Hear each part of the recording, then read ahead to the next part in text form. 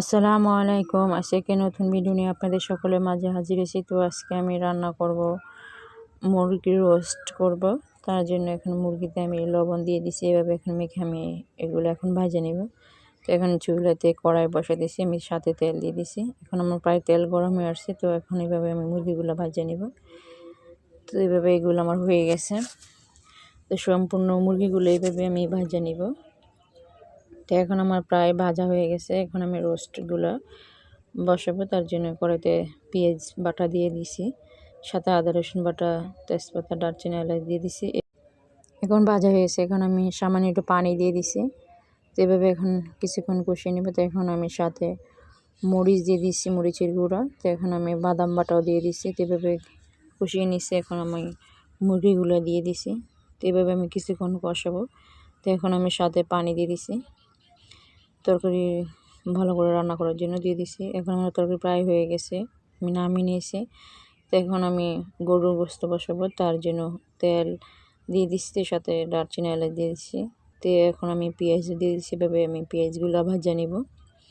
তো এখন আমার পেঁয়াজ ভাজা হয়ে গেছে। এখন আমি আদা রসুন বাটা দিয়ে দিচ্ছি, সাথে পানি দিয়ে দিচ্ছি। তো এভাবে আমি নেড়েচেড়ে এখন আমি হলুদ মরিচগুলো দিয়ে দিব, ধনিয়ার গুঁড়াগুলো একসাথে দিয়ে এখন আমি কষিয়ে নিব। তো এখন আমার প্রায় কষানো হয়ে গেছে। এখন আমি গরুর গোশতগুলো দিয়ে দিব।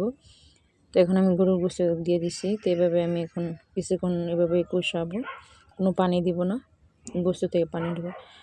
তো এখন আমি জিরার গুঁড়োর সাথে দিয়ে দিচ্ছি কষানো কিছু। তো এইভাবে এখন আমি কষিয়ে নিব ভালো করে। তো এখন আমি ঢাকনা দিয়ে ঢেকে দিয়েছি। এখন আমি উদাম করি, তারপর সাথে আলু দিয়ে দিছি। এখন আমার প্রায় অর্ধেক গোশত কষানো হয়ে গেছে। তো সাথে একজন আলুগুলো দিয়ে দিছি। তো এইভাবে এখন আমার প্রায় কষানো হয়ে গেছে। তো এখন ঝোলের জন্য আমি পানি দিয়ে দিব।